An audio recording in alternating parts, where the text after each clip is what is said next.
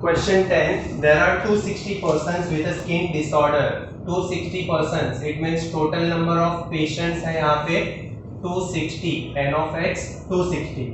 If 150 had been exposed to chemical A, chemical A से expose होने वाले हैं person 150 and chemical B से expose हुए हैं 74. That is N of B equal to 74. And 36 to both chemical A and B.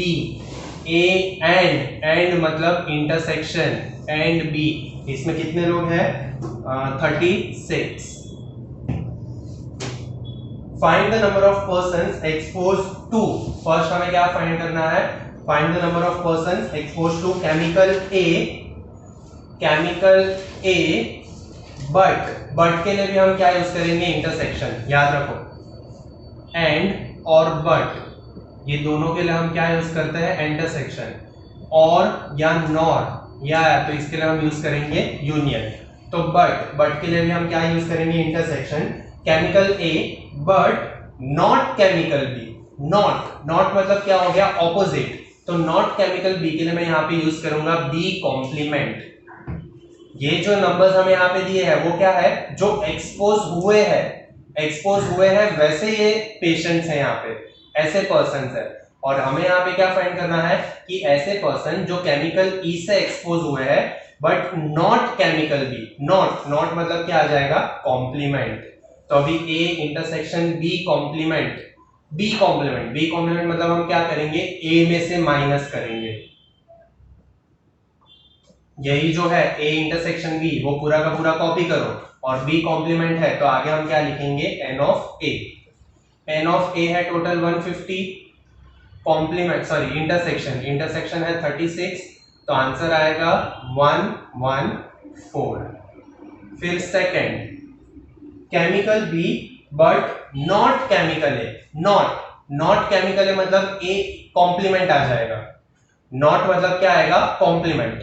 Not chemical A but chemical B. तो अभी यहाँ पे ए कॉम्प्लीमेंट है. ए कॉम्प्लीमेंट हम मतलब किस में से माइनस करेंगे? बी में से माइनस करेंगे. तो ये हो जाएगा 74 माइनस 36. ये आएगा 3 और 8 38. और वैसे ही थर्ड केमिकल ए और केमिकल बी. केमिकल ए और ये रहा देखो और के लिए हम क्या साइन यूज करेंगे? यूनियन. केमिकल ए और केमिकल बी. तो ये हो गया ए यूनियन बी. मतलब ए यूनियन बी का तो फॉर्मूला ही है N of A plus N of B minus N of A intersection B. ये तुम लोगों को खुद से सॉल्व करना है और जो भी आंसर है उसके लास्ट में क्या लिखने हैं? Statement. Therefore 114 persons are exposed to chemical A but not chemical B. 38 persons are exposed to chemical B but not chemical A. और वैसे ये जो थर्ड का आंसर आएगा उसको भी स्टेटमेंट में लिखना है. Question 11. If A equal to A set दिया है यहाँ पे क्वेश्चन में 1 2 3 और इसके हमें पॉसिबल सबसेट्स लिखने हैं. जितने भी पॉसिबल सबसेट हो सकते हैं उतने. तो यहाँ पे मैं लिखूंगा all possible subsets of set A R bracket और उसके अंदर मुझे सेट लिखना है. तो अगर मैं लेता हूं सपोज 1, मैंने एक ही एलिमेंट लिया 1, तो एक ये सेट बना सकता हूं मैं. फिर सेकंड में लिख सकता हूं 2, फिर मैं लिख सकता हूं 3, फिर मैं लिख सकता हूं 1, 2. मतलब अभी मैंने दो एलिमेंट लिए 2, 3, 1, 3. फिर मैं तीनों के तीनों ले सकता हूं 1 2 3. वापस देखो ये जो सेट दिया है 1 2 3 इसमें 3 एलिमेंट है तो इसके हमें क्या लिखने हैं? Possible subsets. पॉसिबल सबसेट्स का मतलब इसमें से मैं कोई भी एलिमेंट लेके कितने भी सेट्स क्रिएट कर सकता हूं. तो ये जो 1 2 3 है उसमें से पहले मैंने एक ही एलिमेंट लिया. जैसे मैंने सेट बना दिया सिर्फ एक ही एलिमेंट का 1, दूसरे में है 2, तीसरे में है 3. फिर मैंने दो के सेट बनाए 1 2 2 3 एंड 1 3. फिर ये जो तीनों एलिमेंट है वो तीनों के तीनों एलिमेंट लेके भी मैं सेट बना सकता हूँ, दैट इज 1 2 3। तो यहाँ पे 1 2 3 और ये तीन एलिमेंट्स में से मैं कोई भी एलिमेंट नहीं लेके भी सेट बना सकता हूँ, दैट इज एम्प्टी सेट। या तो हम ऐसे लिख सकते हैं या फिर मैं यहाँ पे लिख रहा हूँ नल सेट का साइन, दैट इज ये नल सेट का साइन है। या तो ब्रैकेट ओपन ब्रैकेट क्लोज करो, एम्प्टी सेट दिखाओ, या फिर ये नल सेट का साइन दिखाओ। वहां पे मैं एम्प्टी ब्रैकेट दिखा रहा हूँ, that is bracket open bracket close. और ये जो हमने बड़ा ब्रैकेट ओपन किया था स्टार्ट में, वो लास्ट में क्या होगा, क्लोज हो जाएगा। तो बस ये हो गया possible subsets. Question 12, right the following intervals in set builder form. Set builder form ये हमने फर्स्ट वीडियो में किया था, फर्स्ट लेक्चर में किया था सेट बिल्डर फॉर्म, जिसमें हमें जो रेंज दिया है, जैसे कि फर्स्ट रेंज हमें दिया है -3, 0, तो ये रेंज को हमें क्या करना है, क्वेश्चन के फॉर्म में कन्वर्ट करना है। हमें जो सेट का क्वेश्चन रहता है, जैसे क्वेश्चन 1 था, वैसे हमें यहाँ पे ये सॉल्व करना है क्वेश्चन 1 के फॉर्म में। तो अभी ये जो -3, 0 है, ये -3, 0 का मतलब ये एक रेंज दिया है -3 से 0 तक। इसका मतलब हमारे सेट में कौन से नंबर्स है वो मैं यहाँ पे लिख रहा हूँ। तो -3 और 0 के बीच में आते हैं -2, -1। और एक चीज, -3 और 0 के पास ये जो ब्रैकेट है वो कर्व ब्रैकेट है। ये कौन सा ब्रैकेट है, कर्व ब्रैकेट। तो ये कर्व ब्रैकेट जब रहेंगे, उसमें जो नंबर्स है, कर्व ब्रैकेट के साथ जो नंबर्स है, वो कभी आंसर में इंक्लूड नहीं होते। आगे मैं समझाऊंगा कि कौन से नंबर्स इंक्लूड होते हैं और कौन से नहीं होते। इसका मतलब मुझे क्या सेट बिल्डर फॉर्म बनाना है, सिर्फ -2 और 1 के लिए सेट बिल्डर फॉर्म बनाना है। तो यहाँ पे मैं लिखूंगा x where x equal to number, कि यहाँ पे जो x है, जो एलिमेंट्स है, वो क्या है, एक नंबर है। ये जो नंबर है वो इंटीजर को फॉलो करता है। ये माइनस है ना, माइनस मतलब ये क्या हो गए, इंटीजर्स। ये प्राइम नंबर नहीं है, सॉरी ये होल नंबर नहीं है, ना ही ये नेचुरल नंबर है। ये कौन सा नंबर है, integers. n belongs to integers family. ये मैंने पहले बताया था, यहाँ पे हम इक्वेशन लिखते हैं, यहाँ पे हम उसका टाइप लिखते हैं, कौन से टाइप का नंबर है वो, और यहाँ पे अभी उसका हम क्या लिखेंगे, लिमिट लिखेंगे। तो ये जो इंटीजर है, मतलब ये जो नंबर्स है वो कहां से कहां तक है, तो यहाँ पे मैं लिखूंगा ये नंबर -3 से बड़ा और 0 से छोटा है। ये जो नंबर्स है वो -3 से स्टार्ट होता है, मतलब -3 से आगे स्टार्ट होता है और 0 के पहले वो स्टॉप होता है, दैट इज -2 एंड -1। सेकेंड, अब ये स्क्वायर ब्रैकेट दिया है, देखो ब्रैकेट का डिफरेंस है, ये कर्व ब्रैकेट है और ये स्क्वायर ब्रैकेट है। 6, 12 स्क्वायर ब्रैकेट है। स्क्वायर ब्रैकेट और कर्व ब्रैकेट, ये दोनों में डिफरेंस ये है कि कर्व ब्रैकेट में जो नंबर्स दिए उसे हम इंक्लूड नहीं करेंगे, स्क्वायर ब्रैकेट के अंदर जो नंबर्स दिए हैं उसको भी हम आंसर में इंक्लूड करेंगे। दैट इज हम यहाँ पे लिखेंगे 6, पहला है 6, 7, 8, 9, 10, 11 एंड 12। तो मुझे ये रेंज के लिए क्या बनाना है, अभी सेट बिल्डर फॉर्म। तो यहाँ पे मैं लिखूंगा x where x is a number that is n belongs to natural number। ये क्या है, नेचुरल नंबर, या फिर हम w भी लिख सकते हैं, that is whole number। कोई भी हम लिख सकते हैं, या तो होल नंबर या नेचुरल नंबर। और अभी ये जो नंबर्स है उसका मुझे रेंज लिखना है, तो इसका मैं रेंज लिखूंगा, ये जो नंबर है वो है 5 से greater than and less than 13। Number 5 से बड़ा है और 13 से छोटा, दैट इज 6 to 12 और कर्व ब्रैकेट क्लोज। थर्ड,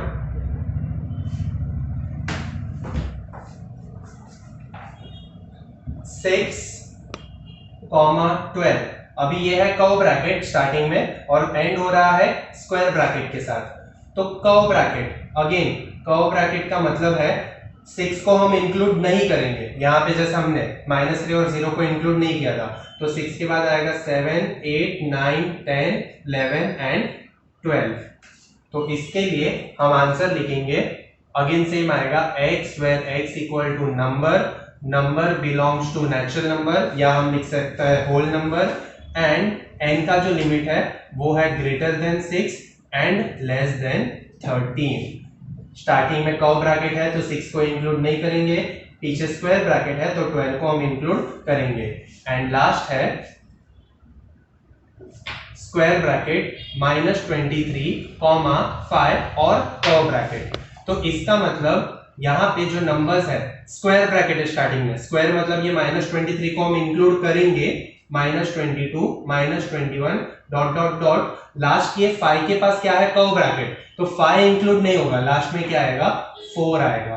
अभी इसके लिए हमें सेट बिल्डर फॉर्म लिखना है, तो again x equal to n, ये जो नंबर है वो बिलोंग करता है इंटीजर फैमिली को, माइनस और प्लस दोनों नंबर है ये ग्रुप में, तो यहाँ पे n belongs to integer, n का जो लिमिट है वो आएगा ग्रेटर देन -24, 23 से स्टार्ट हो रहा है ना, तो हम लिखेंगे ग्रेटर देन -24, -24 के बाद आएगा -23, -22, -21 एंड लास्ट है लेस देन 5, ये 4 है तो हम यहाँ पे लिखेंगे लेस देन 5, 24 और 5 के बीच में number. Today we will start exercise 1.2, in that question 2, if in bracket x plus 1 upon 3 comma y upon 3 minus 1 equal to 1 upon 3 comma 3 upon 2, find x and y. It is very simple. When two brackets are equal,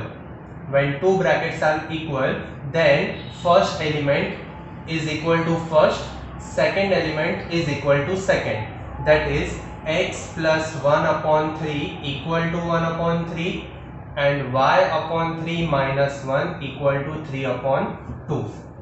x equal to 1 upon 3 minus 1 upon 3, ये जो fraction है वो क्या है plus, वहां पे जाएगा तो माइनस, इक्वल टू की ये साइड शिफ्ट करेंगे तो minus, therefore x equal to 0 and here y upon 3 equal to 3 upon 2 minus 1, यहाँ पे आएगा तो plus 1, y upon 3 equal to cross multiplication, 2 1s are 2, 2 plus 3 5, 2 1s are 2, cross multiplication 2 1s are 2 and 2 plus 3 5 upon 2 ऐसे ही रहेगा।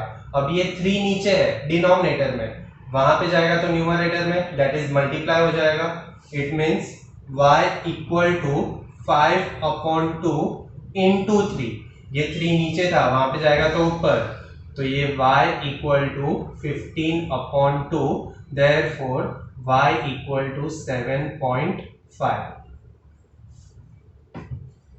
Third sum, if a equal to ABC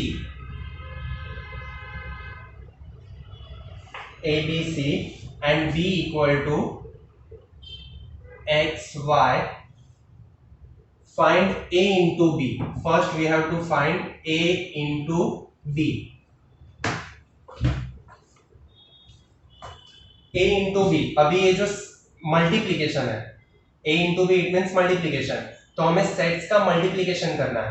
multiplication कैसे होगा, कोई एक एलिमेंट दूसरे एलिमेंट के साथ क्या हो जाएगा join, that is ax ay, पहले हमने फर्स्ट एलिमेंट से स्टार्ट किया ax ay, फिर b से स्टार्ट करेंगे bx by, फिर c से स्टार्ट करेंगे cx cy, क्योंकि पहले क्या है a सेट और बाद में है b सेट, तो इसे हम ब्रैकेट में लिखेंगे a comma x a comma y, b comma x b comma y, c comma x c comma y। तो ये हो गया multiplication, very simple. a into B दिया था तो फर्स्ट हम a के एलिमेंट्स लेंगे और सेकंड में हम क्या लेंगे b के एलिमेंट्स। सेकंड हमें फाइंड आउट करना है b into a, it means first I have to take the element of B set and then element of A set, that is मुझे यहाँ से स्टार्ट करना पड़ेगा अभी B set से, XA XB XC, फिर Y से YA YB YC, XA XB XC YA YB and YC, ये हो गया B into A। Third is a into A, a into A. तो a इंटू ए के कैसे बनेंगे अभी देखो, a into A means a के जो एलिमेंट है वो a के साथ ही मल्टीप्लाई होंगे। It means a b a c, b b b a b c, then c a c b and c c, a a a b a c, then b a b b b c, c a c b and c c।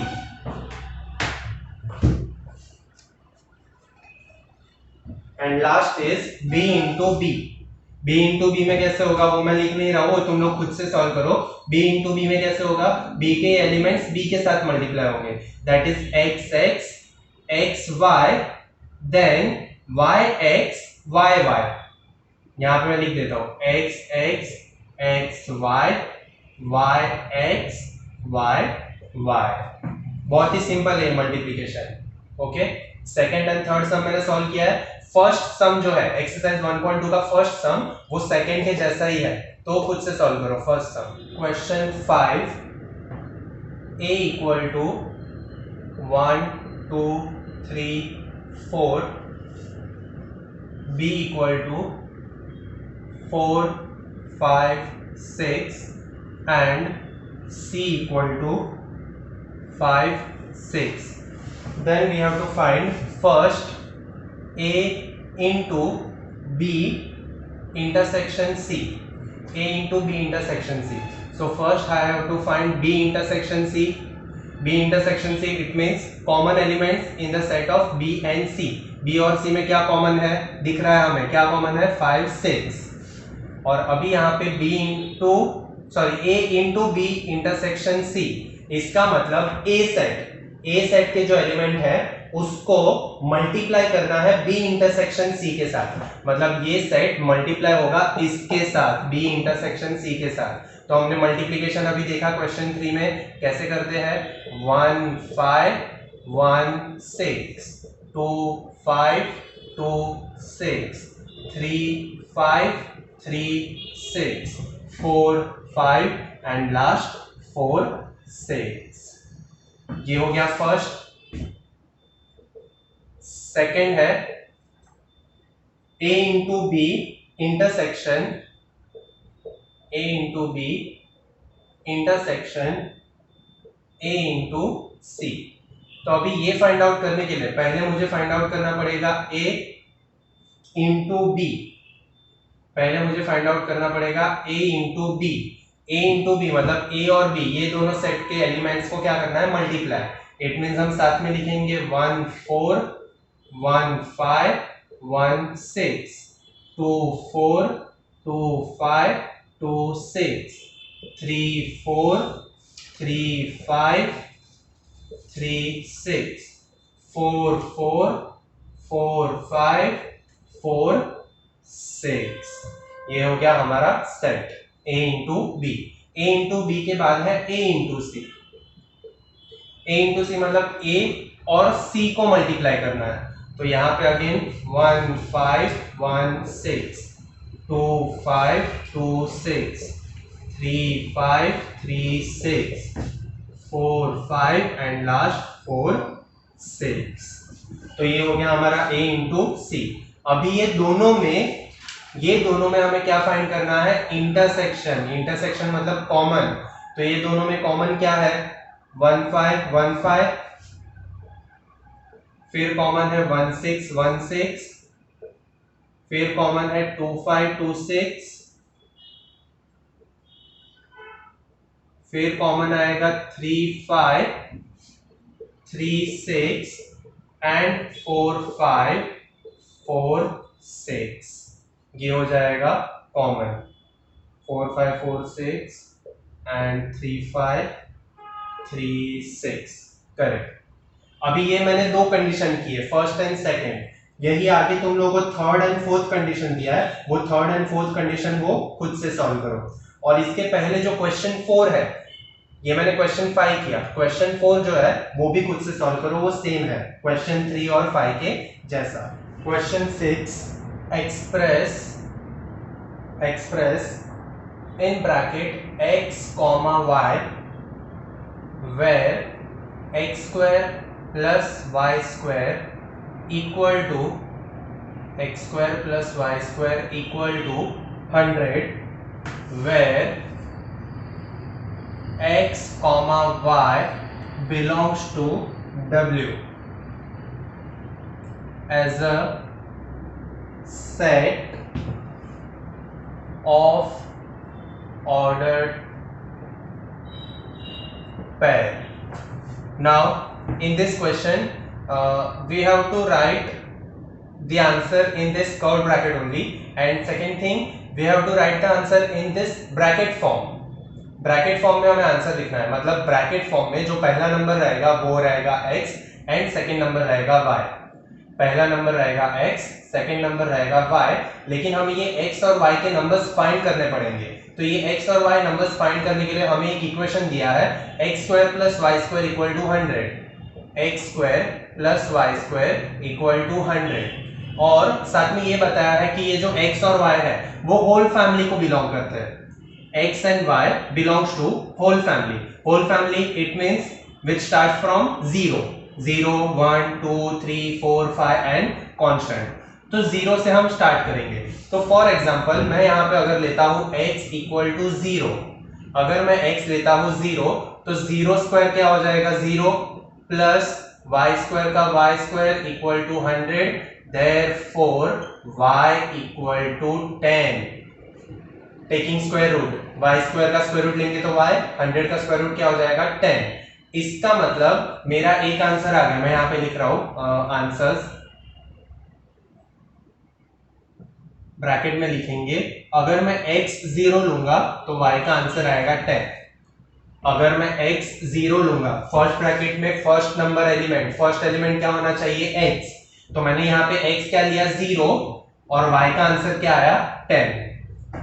अभी मैं x को 1 लेता हूं, अगर मैं x को 1 लूंगा तो यहाँ पे x मतलब 1 square 1 plus y square equal to 100, y square equal to 100 minus 1, y square equal to 99। तो अभी 99 का स्क्वायर रूट तो नहीं निकल सकता, मतलब हम अगर x का वैल्यू 1 लेंगे तो y का आंसर कुछ भी नहीं आएगा। तो ये आंसर अभी हम यहाँ पे ब्रैकेट में नहीं लिख सकते। अगर मैं x इक्वल टू 2 लेता हूँ, x इक्वल टू 2, तो यहाँ पे x स्क्वायर मतलब 2 square 4 plus y square equal to 100, y square equal to 100 minus 4, y square equal to 96। Again 96 का स्क्वायर रूट हम नहीं निकाल सकते, तो ये भी हम x इक्वल टू अगर 2 लेंगे तो y का आंसर नहीं आएगा, तो ये आंसर हम यहाँ पे ब्रैकेट में नहीं लिख सकते। फिर x का अगर मैं वैल्यू 3 लूंगा तो भी मुझे आंसर नहीं मिलेगा। x का वैल्यू अगर मैं 4 लूंगा तो भी मुझे आंसर नहीं मिलेगा। x का वैल्यू अगर मैं 5 लूंगा तो भी मुझे ये आंसर नहीं मिलेगा। अगर मैं x इक्वल टू 6 लेता हूं, x इक्वल टू 6, तो x square plus y square equal to 100, यहाँ पे 6 स्क्वायर हो जाएगा 36 plus y square equal to 100, y square equal to 100 minus 36, y square equal to 64, 100 minus 36 64, taking square root, तो y equal to क्या आएगा 8। मतलब अगर मैं x लूंगा 6, अगर मैंने x का वैल्यू लिया 6 तो मुझे y मिलेगा 8। तो यहाँ पे मैं ये आंसर लिख सकता हूँ 6,8। मतलब हमें ऐसे एलिमेंट्स, ऐसे नंबर्स को यहाँ पे फाइंड आउट करना है जिनका स्क्वायर करके हम अगर ऐड करेंगे तो आंसर 100 आना चाहिए। जैसा अभी ये 6 और 8 है, तो 6 का स्क्वायर 36, 8 का स्क्वायर 64, और 64 प्लस 36 करेंगे तो आंसर आएगा 100। यहाँ पे 0 का स्क्वायर 0, 10 का स्क्वायर 100, दोनों को ऐड करो 100 प्लस 0 100।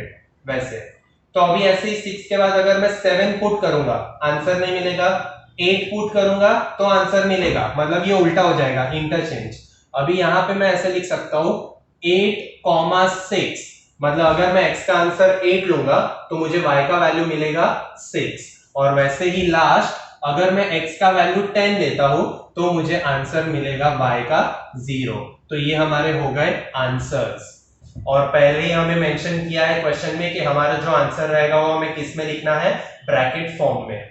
तो ये मैंने ब्रैकेट में लिखा, ब्रैकेट में पहला नंबर x होना चाहिए और सेकंड नंबर y होना चाहिए। और वो हम कैसे फाइंड करेंगे, तो उसके लिए हमें क्वेश्चन में ये इक्वेशन दिया था, वो इक्वेशन में हमें वैल्यू खुद पुट करने हैं। और वैल्यू के लिए कौन सा फैमिली है यहाँ पे, होल फैमिली, होल नंबर्स। तो हमें होल नंबर्स से स्टार्ट करना था, इसलिए मैंने 0 से स्टार्ट किया। अगर यहाँ पे नेचुरल नंबर कहते तो हम नेचुरल नंबर मतलब 1 से स्टार्ट करेंगे। तो x and y belongs to whole family, मैंने 0 से स्टार्ट किया। 0 से मैंने 10 तक देखा, मैं 11 पे नहीं जा सकता। 11 पे अगर जाऊंगा तो 11 का स्क्वायर क्या हो गया, 121। और 121 100 से क्या हो गया, बिगर नंबर। और अगर बिगर नंबर को हम ये साइड शिफ्ट करके माइनस करेंगे, मतलब सपोज यहाँ पे मैं -121 करूंगा, तो आंसर क्या आएगा, -21। और -21 का स्क्वायर रूट हम नहीं निकाल सकते, तो इसलिए हम आगे नहीं बढ़ सकते, 10 से आगे हम नहीं जा सकते। तो यहाँ पे मैंने 0 to 10 के नंबर्स देखे, 0 to 10 में मैंने अप्लाई किया और मुझे ये आंसर्स मिल गए। Sum number 7, write the domain and range. Write domain and range.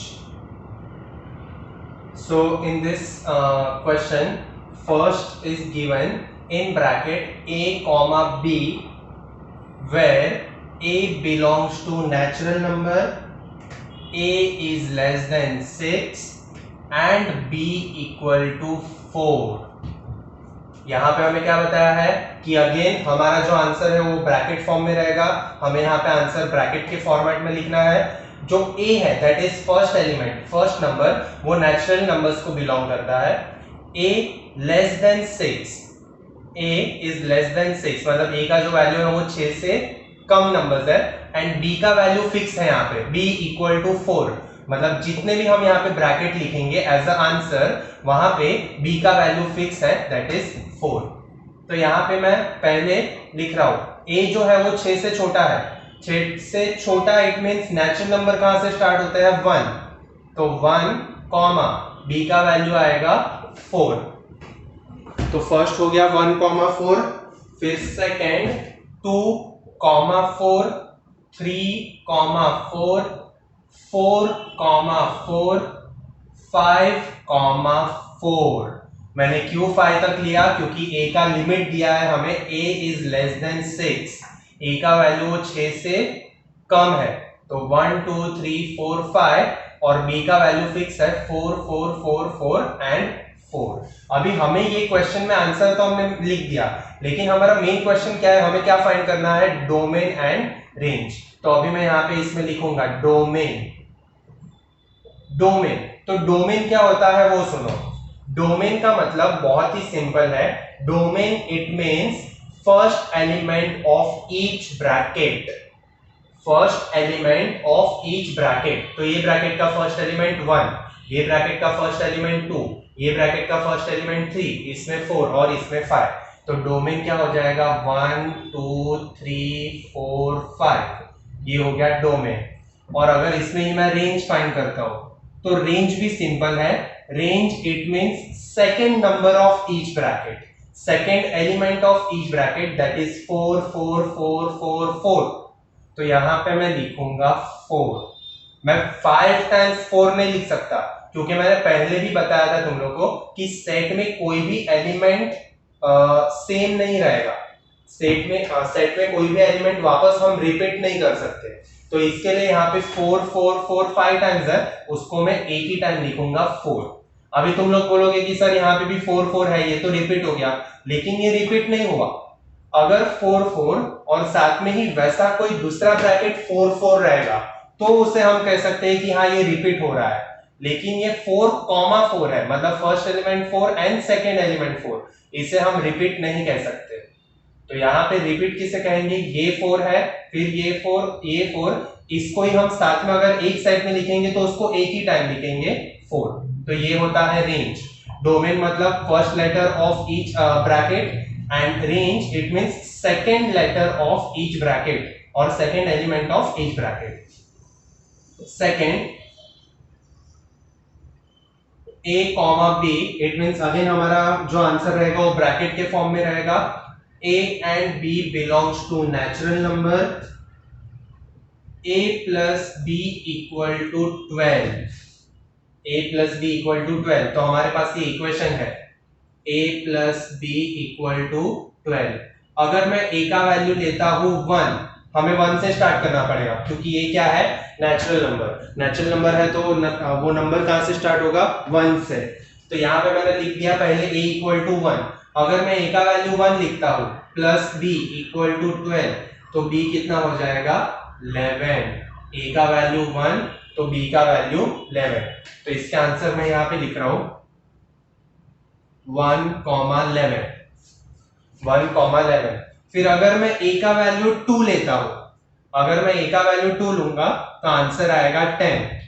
जैसे ही देखो यही इक्वेशन में a इक्वल टू 2, तो ये a के प्लेस पे 2 plus b equal to 12, b equal to 12 minus 2, b equal to 10। तो अगर मैंने a2 लिया तो b का आंसर आएगा 10। तो a के प्लेस पे 2 और b के प्लेस पे 10, मतलब आंसर हो जाएगा 2,10। वैसे ही अगर मैं a का वैल्यू 3 लेता हूं तो यहाँ पे आंसर आएगा 9। नेक्स्ट अगर मैंने 4 लिया तो आंसर आएगा 8। नेक्स्ट अगर मैंने 5 लिया तो आंसर आएगा 7। नेक्स्ट 6। फिर उसके बाद 6 के बाद अगर मैं a का वैल्यू 7 लेता हूं तो b का वैल्यू आएगा 5। इन शॉर्ट बहुत ही सिंपल है, अभी माइंड में बिठा दो कि a plus b equal to 12 का मतलब दोनों नंबर्स का एडिशन क्या होना चाहिए, 12 होना चाहिए। 1 plus 11 12, 2 plus 10 12, 3 plus 9 12, 4 plus 8 12, 7 plus 5 12। 7 के बाद अगर मैं लेता हूं 8 तो 8 प्लस 4 12। और एक चीज ये देखो, अभी ये जो 5 7 था वो 7 5 हो गया, 4 8 था वो 8 4 हो गया, 3 9 है उसका 9 3 हो जाएगा। मतलब हमें क्या करना है, इंटरचेंज करना है नंबर्स। 2 10 का हो जाएगा 10 2, और लास्ट 11,1। इस पे मैं 12 प्लस 0 एंड 0 प्लस 12 नहीं ले सकता, मतलब यहाँ पे ब्रैकेट में 0 12 और 12 0 वो मैं नहीं ले सकता क्योंकि 0 नेचुरल नंबर नहीं है। 0 क्या है, होल नंबर। ओके, वो आगे क्वेश्चन में था। 0 क्या है, होल नंबर। तो यहाँ पे नेचुरल नंबर में हम 0 नहीं लिख सकते। तो ये हो गए हमारे आंसर। अगेन यही जो आंसर आया उसमें हमें क्या करना है, डोमेन एंड रेंज। तो यहाँ पे भी मैं यहाँ पे ऊपर लिख रहा हूं, ये क्वेश्चन के लिए मेरा डोमेन हो जाएगा first letter of each bracket, that is first number. 1 2 3 4 5 6 7 8 9 10 11। 1 2 3 4 5 6 7 8 9 10 and 11। ये मेरा हो गया डोमेन। और रेंज, तो रेंज मतलब second element of each bracket. तो सेकेंड एलिमेंट क्या है, 11 10 9 8 7 6 5 4 3 2 एंड 1। तो ये मेरा क्या हो जाएगा, रेंज। बहुत ही सिंपल है डोमेन एंड रेंज। डोमेन मतलब फर्स्ट एलिमेंट, हर एक ब्रैकेट में से हमें फर्स्ट एलिमेंट को लेना है, और रेंज इसका मतलब हमें हर एक ब्रैकेट में से सेकेंड एलिमेंट को यहाँ पे लिख देना है।